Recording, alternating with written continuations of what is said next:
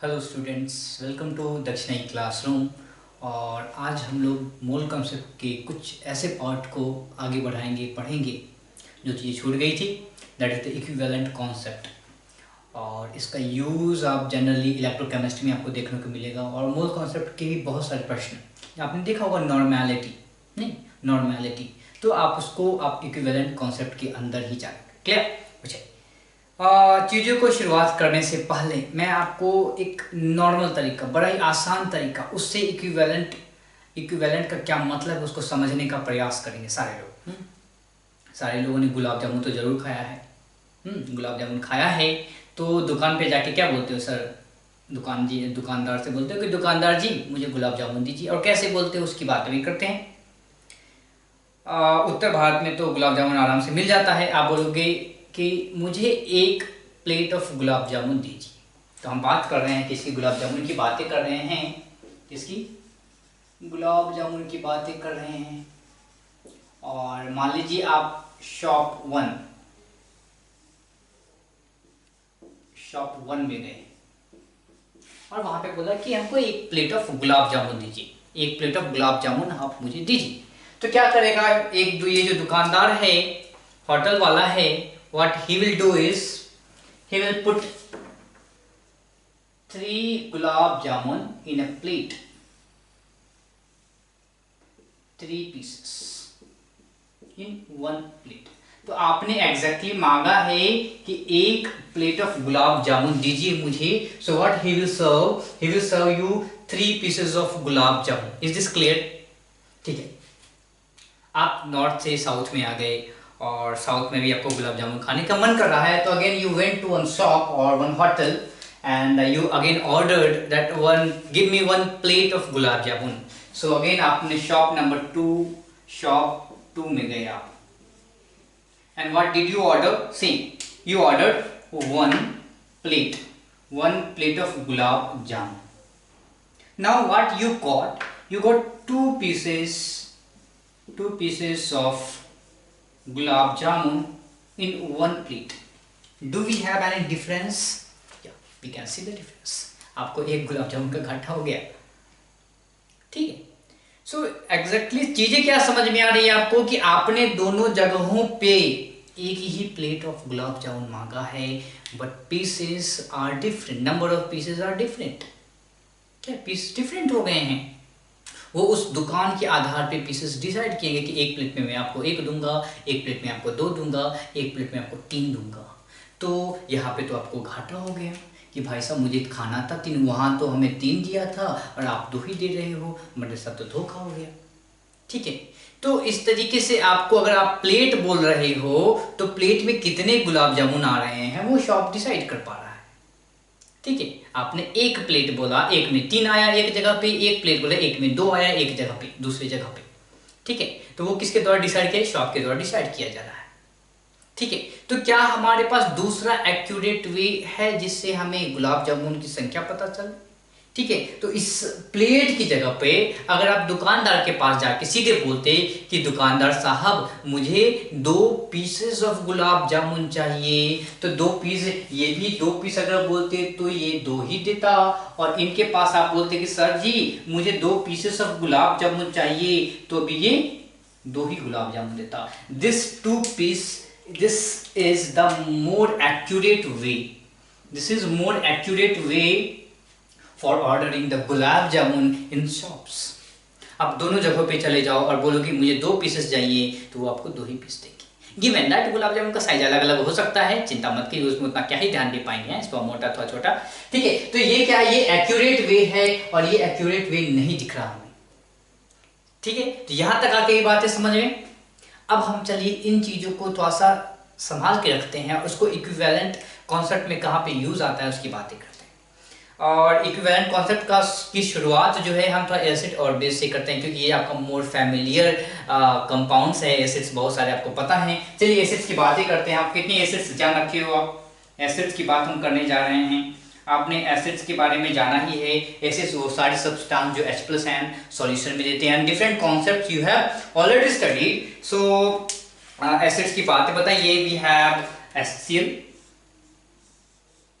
we have HNO3, और कौन से एसिड्स होते हैं? We have H2SO4। और कौन से होते हैं? We have H3PO4। तो डिफरेंट टाइप्स ऑफ एसिड्स हमारे पास उपलब्ध हैं। क्लियर? तो एसिड्स का काम क्या है? H+ आयन सॉल्यूशन में देना, इसलिए उसको एसिड्स बोलते हैं। सिमिलरली बेस क्या होते हैं? बेस बताइए, बेस हमारे पास कैसे कैसे हैं? बेस की बात करेंगे तो क्या क्या है बताइए? बेस होते हैं वो जो OH नेगेटिव आयन सॉल्यूशन में थे। तो बेस जैसे मान लीजिए शुरुआत करते हैं सोडियम हाइड्रोक्साइड से, TOH भी होता है। देन कैल्शियम हाइड्रोक्साइड या बेरियम हाइड्रोक्साइड या aluminium hydroxide. So these all are the bases. क्या? Okay. अब इनका रिएक्शन करना है। रिएक्शन तो बड़े आसान से आप देख सकते हो, एसिड बेस का रिएक्शन कराते हैं। चलिए HCl का NaOH के साथ रिएक्शन कराते हैं। तो हम HCl का रिएक्शन कराने जा रहे हैं NaOH के साथ। सारे लोग जानते हैं भैया बड़ा ही आसान रिएक्शन है। HCl NaOH रिएक्शन करके क्या बनेगा? NaCl बनता है और H2O बनता है। थोड़ा सा और इसके गूढ़ रहस्य को जाने। HCl का क्या मतलब है कि ये बंदा आपको H+ दे रहा है। कितना? एक H+ दे रहा है। यहां से एक H+ आया, इस सोडियम हाइड्रोक्साइड ने आपको दिया एक OH नेगेटिव और दोनों ने बनाया H2। सो अगर एसिड बेस रिएक्शन की बात करें तो आप एग्जैक्टली इनकी बात करना चाहते हो। H+ ion, OH- ion, reaction. ठीक है, अब हम थोड़ा सा चीज में थोड़ा सा और रहस्य लाते हैं। क्या रहस्य लाते हैं? HCl की जगह हमने एक दूसरा एसिड ले लिया, यहीं से एक दूसरा एसिड उठा लिया, दैट इज H2SO4। तो H2SO4 सोडियम हाइड्रोक्साइड ने जब रिएक्शन किया तो क्या बनाया? Na2SO4 plus H2। हाफ डाल दें, यहाँ पे हाफ डाल दें। I think reaction is balanced. चलिए अब देखिए ध्यान से, यहां से क्या आ रहा है? एक H+ यहां से भी आ रहा है, यहां से भी एक OH नेगेटिव आ रहा है और आपको H2O मिल रहा है। ठीक है, क्या डिफरेंस है इन दोनों में? कुछ डिफरेंस है क्या? अगर हम इसकी बात करें, तो यहां पे कुछ नहीं दिख रहा, कोई डिफरेंस दिख ही नहीं रहा। यहां भी एक H+ और एक OH नेगेटिव रिएक्शन कर रहा, यहां भी एक H+ और एक OH नेगेटिव रिएक्शन कर रहा। डिफरेंस कहाँ है? H+ कहाँ से आ रहा है? H+ आ रहा है 1 मोल, दिस 1 मोल ऑफ H+ आ रहा है 1 मोल ऑफ HCl से, और यहाँ पे 1 मोल ऑफ H+ आ रहा है हाफ मोल ऑफ HCl से, हाफ मोल ऑफ H2SO4 से। डिफरेंस यहाँ पे आ गई, डिफरेंस यहाँ पे आ गई। यानी कि अगर आप फिर से ध्यान दें, गुलाब जामुन को अगर याद करें तो क्या है? We have pieces of H+, we have pieces of H+, क्या है? सेम है। पीसेस ऑफ H+ सेम है, एक piece, but we have different number of plates, we have different number of plates. हमने एक H+ की बात की तो आपने देखा कि यहाँ पे एक प्लेट में एक H+ आ रहा है और यहाँ पे हाफ ऑफ प्लेट में एक H+ आ रहा है। ठीक है, और बेसिक क्या है कि only 1 H+ react with 1 OH negative giving water. ठीक है, तो एक H+ एक OH नेगेटिव के साथ रिएक्शन करके क्या बनाता है? वाटर बनाता है। अच्छा, अब यहाँ पे अगर आपसे मैं पूछूं कि 1 mole of acid will definitely react with 1 mole of base, या अगर आप इस तरीके से फ्रेम करें कि 1 mole of acid will completely react with 1 mole of base, क्या ये बोलना सही रहेगा? Is this a correct statement? यहाँ पे दिख के बताओगे कि सर जी नहीं सर जी ये गलत है। क्यों? क्योंकि 1 मोल ऑफ बेस जरूरी नहीं है कि वो 1 मोल ऑफ एसिड के साथ रिएक्शन करे, कभी कभी हाफ मोल ऑफ एसिड के साथ भी रिएक्शन करके कंप्लीट न्यूट्रलाइजेशन कर सकता है। 1/3 mole of H3PO4 with NaOH, 1 mole of NaOH will give you क्या है? Complete neutralization reaction. तो ये जरूरी नहीं, ये जो स्टेटमेंट हमने बोला है वो गलत बोला है। तो क्या सही स्टेटमेंट है? यहाँ पे बात करते हैं इक्विवेलेंट की। अब ध्यान देखा कि ये जो 1 मोल ऑफ H प्लस है या 1 मोल ऑफ OH नेगेटिव है, ये सबसे बेसिक है और आप इसको बोलते हो इक्विवेलेंट, और इसको आप बोलो 1 इक्विवेलेंट। 1 इक्विवेलेंट क्या बोल सकते हैं एसिड के केस में? 1 equivalent is equal to 1 mole of H plus है, ठीक है। या 1 इक्विवेलेंट की जगह क्या बोल सकते हैं? 1 इक्विवेलेंट इज इक्वल टू क्या बोल सकते हैं? 1 मोल ऑफ OH नेगेटिव है, ठीक है। 1 मोल ऑफ OH नेगेटिव है। ये चीज समझ में आई कि अगर आपको 1 इक्विवेलेंट की बात की जाए तो वो 1 इक्विवेलेंट क्या हो जाएगा? 1 इक्विवेलेंट हो जाएगा ये क्या? 1 गुलाब जामुन का पीस, ठीक है। ये हमारा फंडामेंटल है, एक पीस हमारा फंडामेंटल है। उस पीस के आधार पे आप आराम से जितनी चाहे चीजें खरीद सकते हो, and that is the 1 equivalent is fundamental. ये हमारा काम का चीज है। आगे जाके नेक्स्ट लेक्चर में आपको और दूसरे कॉन्सेप्ट्स की बातें करेंगे। आज सिर्फ एसिड और बेस के आधार पे हम समझेंगे इक्विवेलेंट क्या है, वैलेंस फैक्टर क्या है, इक्विवेलेंट वेट क्या होता है, कैसे कैलकुलेट करते हैं।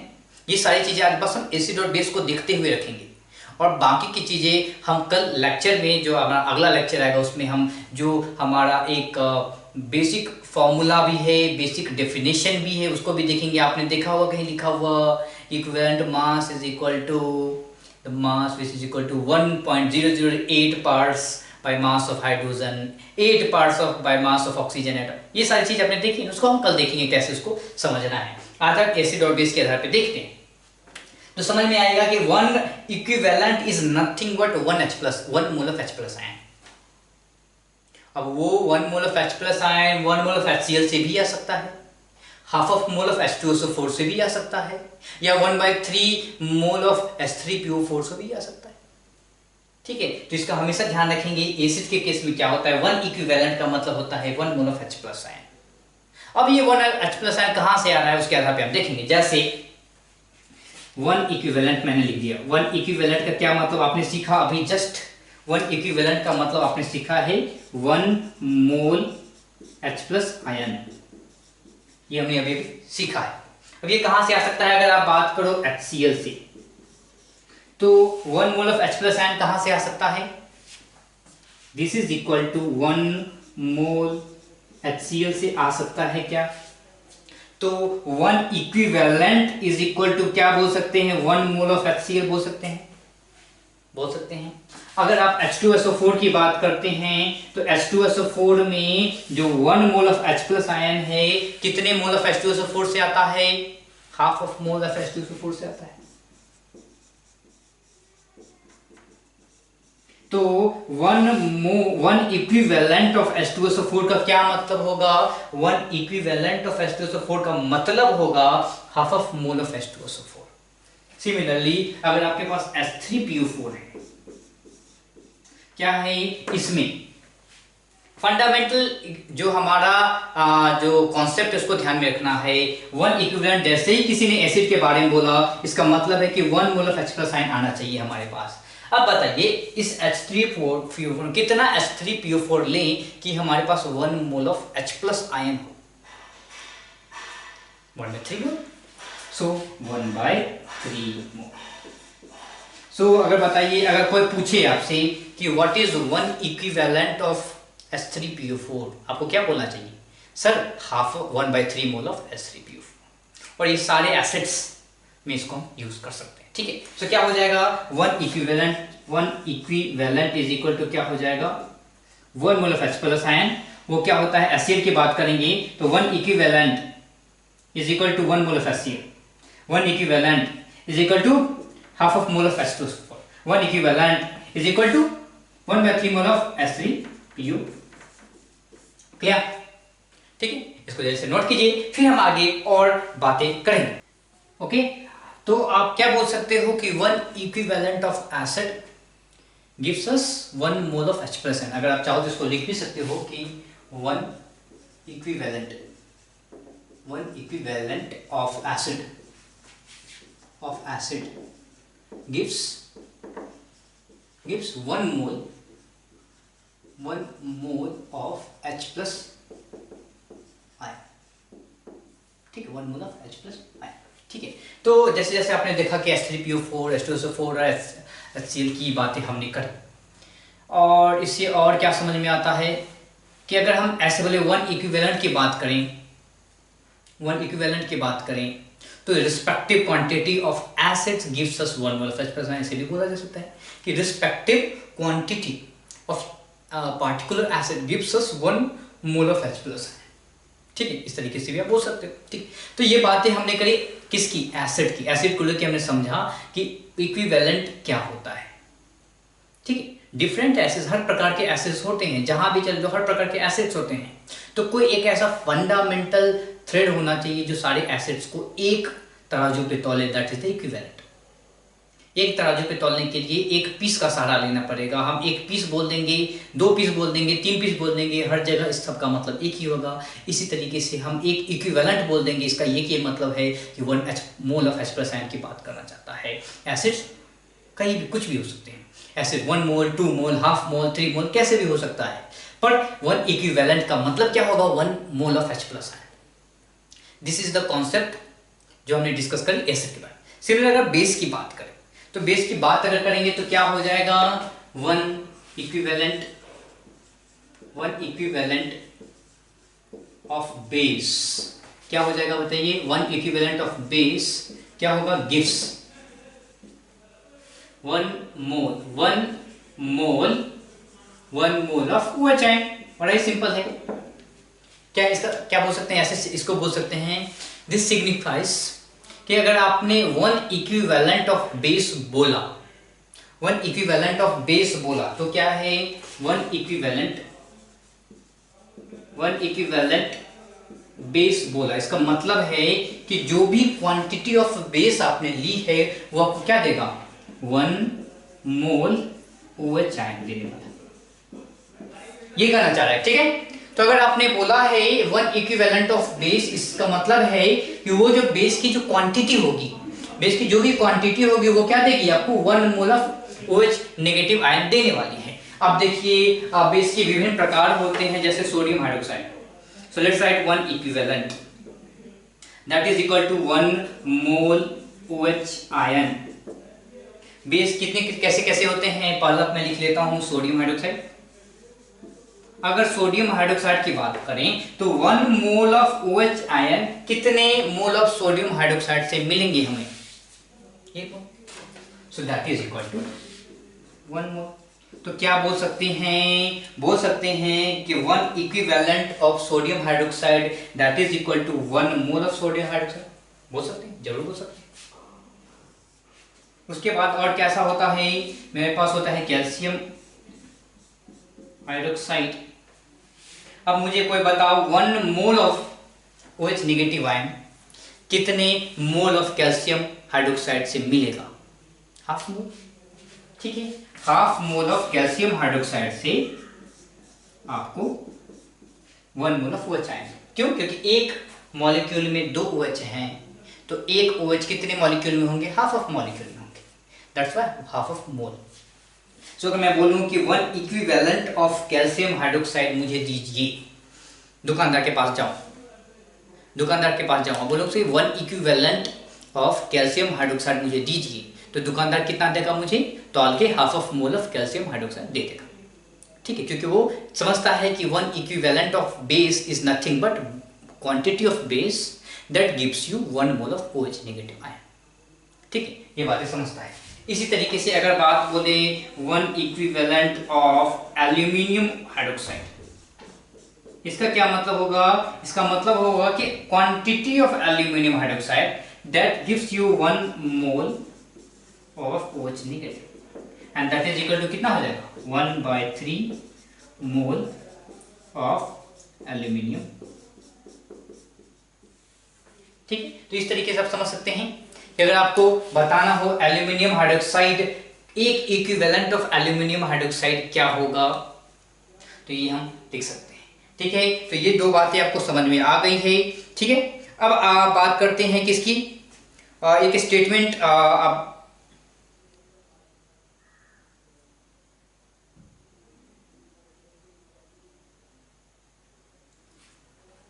अब बात करते हैं किसकी, वैलेंसी फैक्टर की। किसकी बात करने जा रहे हैं हम, वैलेंसी फैक्टर की बात करने जा रहे हैं। एक तो आपको रिलेशन दिख रहा होगा, क्या क्या दिख रहा है रिलेशन, कुछ रीजनिंग अप्लाई कर सकते हैं क्या, जिसको आप VF भी बोल देते हो, इजेड के रूप में नोटिस करते हो, जो मन करना है कर लो, कोई दिक्कत नहीं। तो वैलेंसी फैक्टर की बातें हम करने जा रहे हैं। अब एक चीज आपको समझ में आ रहा है क्या, कि जब हमने 1 इक्विवेलेंट की बात की, ये 1 आया तो यहाँ पे 1 था, यहाँ हाफ आ रहा है क्योंकि ये 2 है, यहाँ पे 3 आ रहा है क्योंकि ये 3 है। तो आखिर कुछ तो क्या है, आखिर इनमें क्या डिफरेंस है, क्या कोई रीजनिंग है।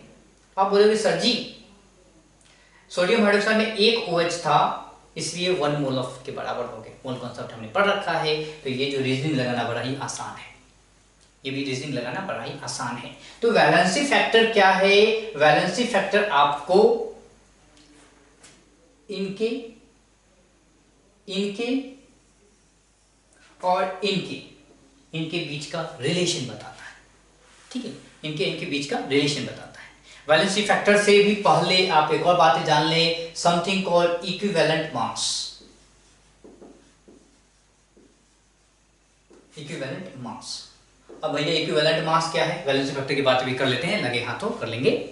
इक्विवेलेंट मास क्या है, आपने 1 इक्विवेलेंट का मतलब समझ गए।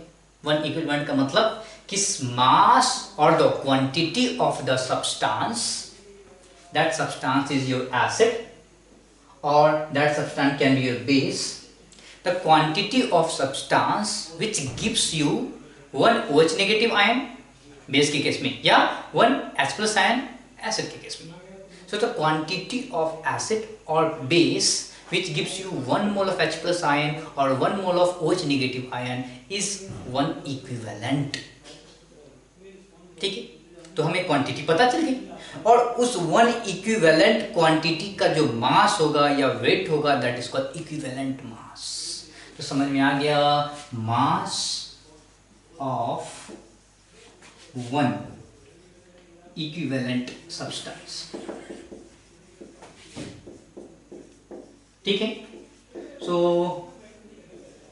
This is nothing but equivalent. इसको आप क्या बोलते हो, इसको बोलते हो आप इक्विवेलेंट मास, इसको बोलते हैं इक्विवेलेंट मास।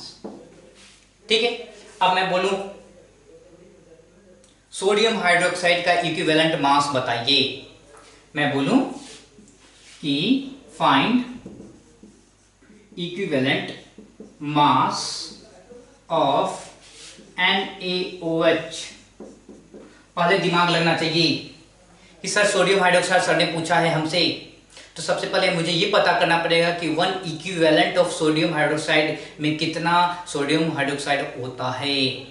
तो मुझे याद आएगा कि सर ने तो बताया था कि sodium hydroxide 1 mole of 1 equivalent is equal to 1 mole of sodium hydroxide होता है, कहीं लिखा था, सर ने तो लिखा था, यहाँ पे लिखा था। इसका ये मतलब है कि 1 equivalent of sodium hydroxide is equal to 1 mole of sodium hydroxide होता है, और आप simply 1 mole of sodium hydroxide का मास निकालेंगे और ये आपका निकल जाएगा।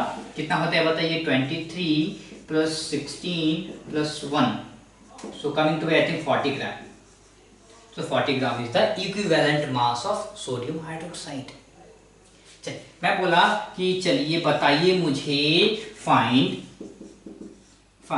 equivalent mass of H2SO4। फिर से आप बोलोगे सर जी ने क्या बताया था, सर ने बताया था कि 1 equivalent of H2SO4 is equal to half of mole of H2SO4। 1 equivalent of H2SO4 क्या होता है, ये तो half of mole of H2SO4 होता है।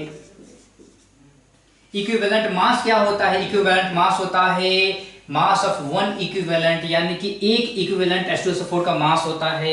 एक इक्विवेलेंट H2SO4 का मास किसके बराबर होगा, half of mole of H2SO4 के बराबर। तो half of mole of H2SO4 निकाल लेते हैं, so half into 98, that is equal to कितना था 49 आई थिंक 49। तो इक्विवेलेंट मास आपको क्या समझ में आ रहा है, मास of one equivalent of substance, और यहाँ पे हम किसकी बात करें, एसिड और बेस की बात कर रहे हैं। So mass of one equivalent of acid और बेस को आप क्या बोलोगे, इक्विवेलेंट मास बोलोगे।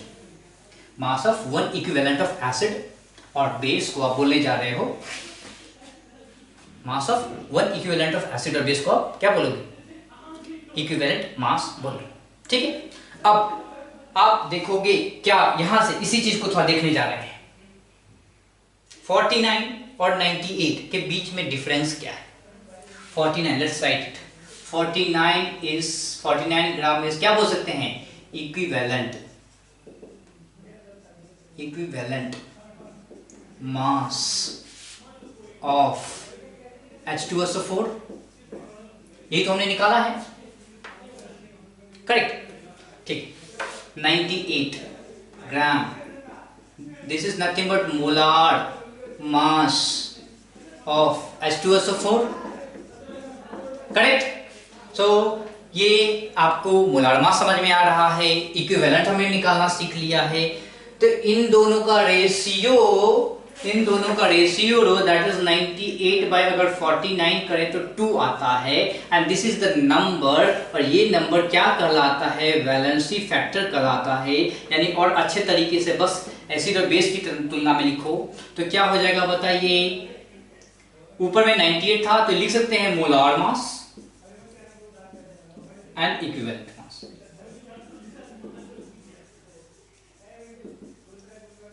ठीक है, तो अब ध्यान दीजिए क्या है, वैलेंसी फैक्टर आपके इक्विवेलेंट मास और मोलार मास के बीच का रिलेशन भी बताता है।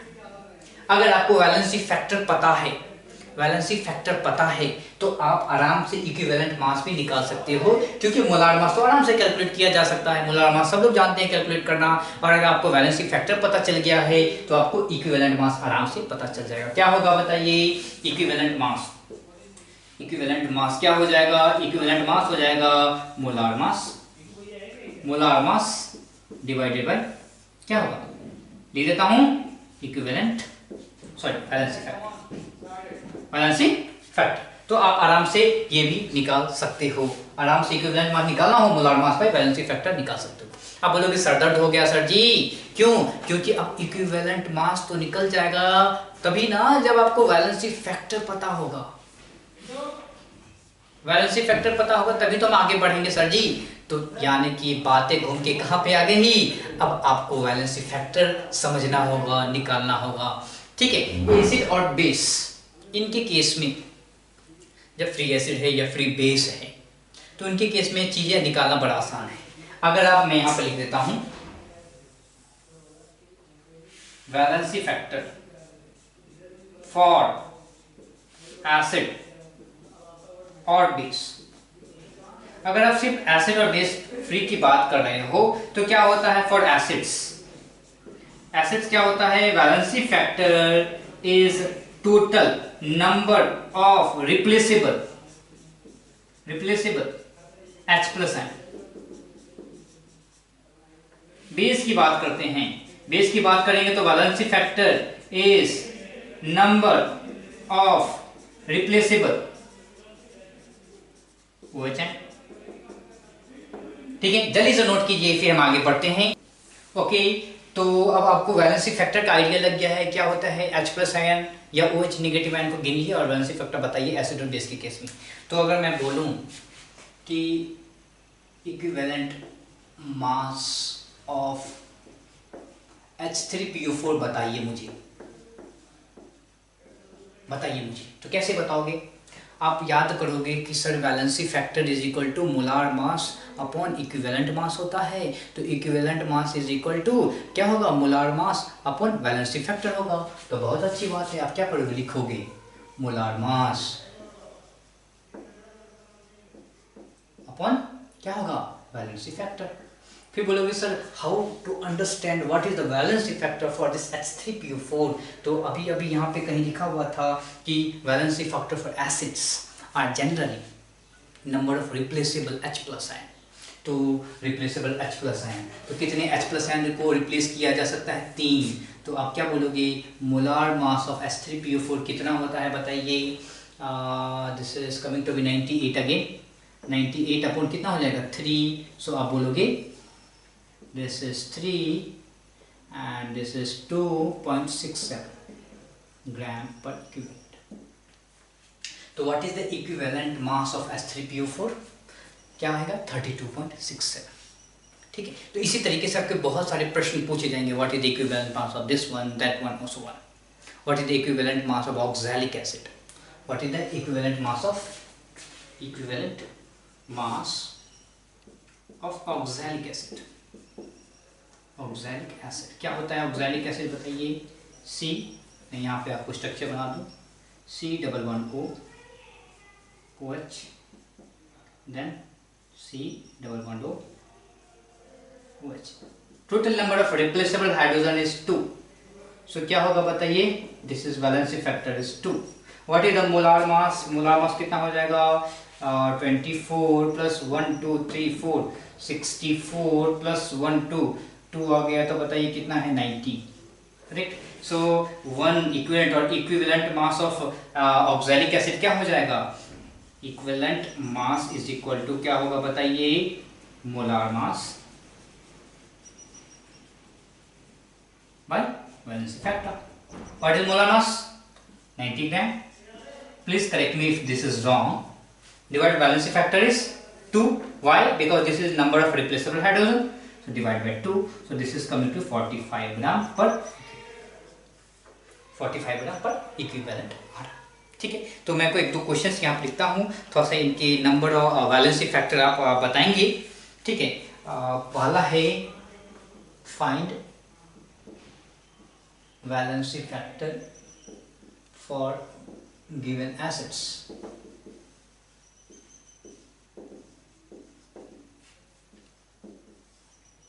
So we have CH3, COH, then NaH2PO4, then H3BO3, sorry, find valency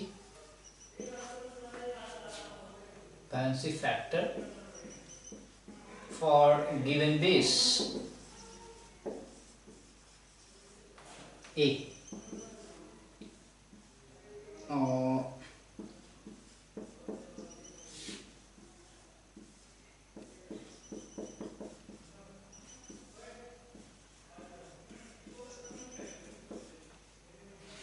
तो सबके वैलेंसी फैक्टर्स आपको बताने बड़े आसानी से आप बता सकते हो। क्यों नहीं बता सकते? आराम से इसको बता सकते हैं। कैसे बताएंगे? पहला क्वेश्चन क्या है देखिए, आपके पास है एसिटिक एसिड। क्या है? एसिटिक एसिड है। तो एसिटिक एसिड में कितने H प्लस हैं जो एसिटिक एसिड दे सकता है? एक मॉलिक्यूल या एक मोल। एक मोल आपका एक H प्लस दे सकता है। So valency factor is equal to क्या हो गया? 1 हो गया। ठीक है। अब देखिए ये जो मॉलिक्यूल है ये कितने H प्लस दे सकता है? NaH2PO4 आपको 2 H प्लस दे सकता है। So valency factor is 2। H3BO3 कितना देता है? 1 H प्लस देता है। वाटर सॉल्यूशन में आपको 1 H प्लस मिलता है। वैलेंसी फैक्टर क्या होता है? 1 होता है। फिर this is H3BO3 very typical question जो पूछा जाता है, क्या H प्लस इसके मॉलिक्यूल से आता है? जी नहीं, वाटर से आता है। ये सारी बात आपको पता होगी कि H3BO3 से का स्ट्रक्चर कैसा होता है। This boron is electron deficient. ये जो बोरोन है ये क्या? इलेक्ट्रॉन डिफिशिएंट है। आपने बोरोन का स्ट्रक्चर बनाया कभी होगा तो क्या देखा है? कुछ ऐसा देखा।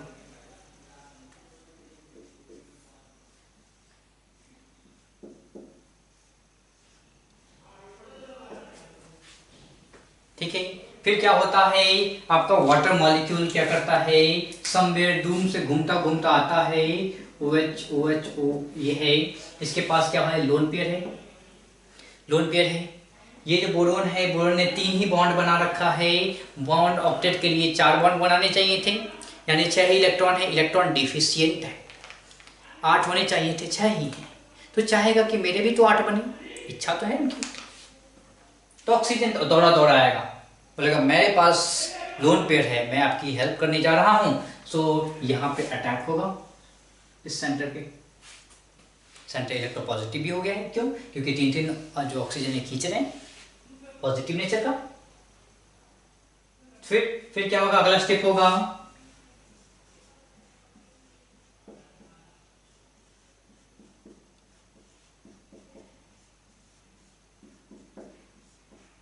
इलेक्ट्रॉन के जाने के कारण इस पे पॉजिटिव चार्ज आएगा, और क्या होगा? ये H+ ये बॉन्ड ब्रेक होगा और ये H+ सॉल्यूशन में चला जाएगा, तो यू विल हैव क्या? BOH4 times negative and this H+ कहां से आया है? वाटर से आया है। तो ये जो मॉलिक्यूल है, इस मॉलिक्यूल का एक ही H+ रिलीज होता है। क्वेश्चन पूछा जाता है कि ये जो H+ क्या बोरिक एसिड से आता है? क्योंकि क्वेश्चन में जनरली ऐसा दिया है, H3 दिया है, तो आप सोचोगे 3 H+ नहीं, 1 H+। कहाँ से आएगा? वाटर से आएगा। H3BO3 से नहीं आता है, वाटर मॉलिक्यूल से आता है। तो ये सारे जो बेसिक छोटे छोटे इन्फॉर्मेशन है, इसको थोड़ा सा ध्यान में रखेंगे। ठीक है, समझ में आ गया? Valency factor is 1। आगे बात करते हैं सीजियम हाइड्रोक्साइड है, सो वैलेंसी फैक्टर इज 1। क्यों? क्योंकि एक OH जो है रिलीज किया जा सकता है। Calcium hydroxide valency factor is 2, क्योंकि 2 OH रिलीज किया जा सकता है। यहाँ पे वैलेंसी फैक्टर इज 3, क्योंकि 3 OH रिलीज किया जा सकता है। इसको जल्दी से नोट कीजिए। फिर हम बात करने जा रहे हैं किसकी? एसिड बेस का वैलेंसी फैक्टर जब वो रिएक्शन में हो।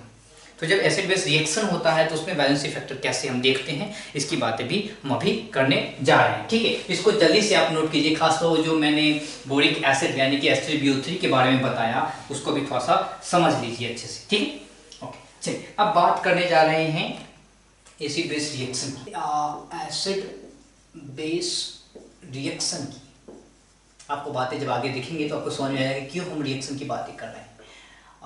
बेसिक रिएक्शन तो आपको याद ही होगा। मान लीजिए NaOH है और ये रिएक्शन कर रहा है आपके H2SO4 के साथ, और क्या बनाएगा? ऑब्वियसली Na2SO4 बनाएगा, H2O बनाएगा, ये 2 है। तो आज हम बेस की बात करते हैं, यानी हम बेस की बात करने जा रहे हैं। तो मैंने अभी अगर आप एसिड बेस रिएक्शन की बात करेंगे तो क्या होता है? This is the actual number of H+ ion और OH नेगेटिव आयन रिप्लेस्ड। ठीक है, actual number of H+ ion OH ion replaced. यहाँ पे आप ध्यान से देखोगे तो क्या हो रहा है? इसमें आपके इस H2SO4 का 2 H+ गायब हो गया, तो what is the actual number of H+ आयन रिप्लेस इज 2।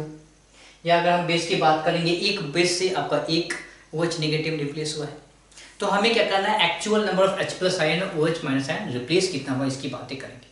अगर आप बात कर रहे हो बेस की, सो क्या आप समझेंगे? हम बेस को कैसे बताएंगे कि द टोटल नंबर या actual number of H+ ion. अगर केस किसकी बात करें? बेस की बात करें, so valency factor is the actual number of H+ ion replaced by 1 mole of base. क्या होगा? Actual number of H+ ion replaced by 1 mole, underline 1 mole of base। ठीक है, तो देखते हैं यहां से 2 NaOH कितने को रिप्लेस कर रहा है? 2 H+ को रिप्लेस कर रहा है, तो 1 कितने को करेगा? 1 मोल करेगा 1 H+ मोल को। So what is this 1? So valency factor is 1. Valency factor is 1. बहुत ही सिंपल। सेम अगर आप बात करो, सेम एक रिएक्शन, दूसरा प्रकार का रिएक्शन लिखता हूं मैं, NaOH plus H2SO4 giving you NaHSO4।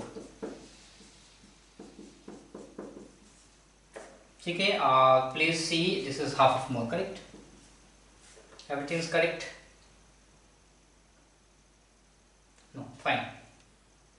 ठीक है, सही है। अब हम बात करते हैं एसिड की। बेस के लिए क्या था कि 1 मोल ऑफ बेस जितना H+ आयन रिप्लेस करता है, that is equal to the valency factor.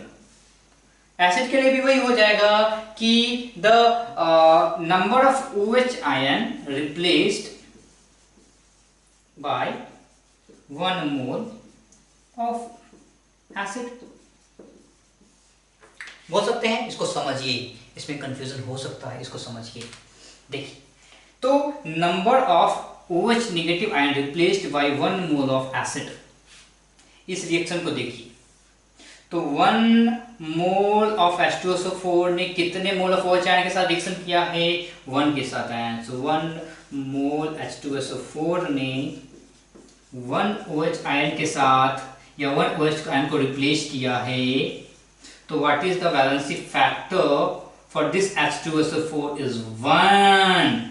बहुत सारे लोग बोलेंगे सर जी 2 क्यों नहीं होगा? 2 इसलिए नहीं होगा क्योंकि आपको प्रोडक्ट पे पर ध्यान देना पड़ेगा। प्रोडक्ट है NaHSO4 प्लस H2O और इस पार्टिकल, इसीलिए मैंने एसिड बेस रिएक्शन की बातें छेड़ी है यहाँ पे। जब एसिड बेस रिएक्शन होता है तो आपको ध्यान से प्रोडक्ट देखना है, रिएक्शन बैलेंस करना है और क्या देखना है कि आपका 1 मोल ऑफ H2SO4 कितने OH आयन के साथ रिएक्शन किया है। अगर रिएक्शन बैलेंस है तो आपको दिख रहा है कि 1 mole of H2SO4 reacts with 1 mole of OH negative ion. That's why what is the valency factor of H2SO4 in this reaction is 1। अब आपको बात समझ में आ गया कि जरूरी नहीं है कि valency factor of H2SO4 is 2। जब फ्री था तब आप 2 की बात कर सकते थे। जैसे वो रिएक्शन में आ गया तो रिएक्शन में यहाँ पे एसिड यानी H2SO4 का वैलेंसी फैक्टर 2 है और यहाँ पे इस रिएक्शन में H2SO4 का वैलेंसी फैक्टर 1 है। कैसे समझेंगे? आपको क्या करना है, 1 मोल ऑफ H2SO4 को लेना है और देखना है, 1 मोल ऑफ H2SO4 को लेना है और देखना है कितने OH आयन को वो रिप्लेस करता है। यहाँ पे 1 mole of H2SO4 2 OH ion को रिप्लेस करता था, इसलिए वैलेंसी फैक्टर इज 2। यहाँ पे 1 mole of H2SO4 replacing 1 mole of OH ion, that's why valency factor is 1। And that's why what is the equivalent mass of H2SO4? Molar mass by valency factor. Molar mass is 98 divide by valency factor is 1, सो 98 ग्राम। तो आप ध्यान से देखोगे यहाँ पे equivalent mass 98 ग्राम है और यहाँ पे इसका इक्विवेलेंट मास कितना हो जाएगा? 49 हो जाएगा। क्यों? 98/2, क्योंकि वैलेंसी फैक्टर क्या होगा यहाँ पे? H2SO4 का 2। आ रही बात समझ में? तो यहाँ पे चीज़ों को ध्यान से समझना है कि कैसे वैलेंसी फैक्टर काम कर रहा है। कब रिएक्शन में होगा तो बात करेंगे, कब अकेला होगा तो। अगर किसी ने पूछा कि what is the valency factor of H2SO4 alone 2, what is the valency factor of H2SO4 in this reaction 1। ठीक है, तो इस तरीके से आप आराम से कीजिए, चीज़ों को समझिए। कुछ छोटे छोटे क्वेश्चन जो है आपके सीरीज में मैं दे रहा हूँ उसको सॉल्व कीजिए और जो है अच्छे वाले डिस्कशन जो है हम वैलेंसी फैक्टर पे, इक्विवेलेंट मास पे, इक्विवेलेंट कॉन्सेप्ट पे, number of equivalents find out करने पे वो हम कल शुरुआत करेंगे। ये आपका एक तरह से इंट्रोडक्टरी लेक्चर था जिसमें आप ये समझ सकते हैं कि what is valency factor, what is equivalent mass and what is equivalent number. ठीक है, तो इन सारी चीज़ों को रिवाइज कीजिए, पढ़ते रहिए। फिर हम मिलते हैं आपके अगले नए लेक्चर में। Thank you very much.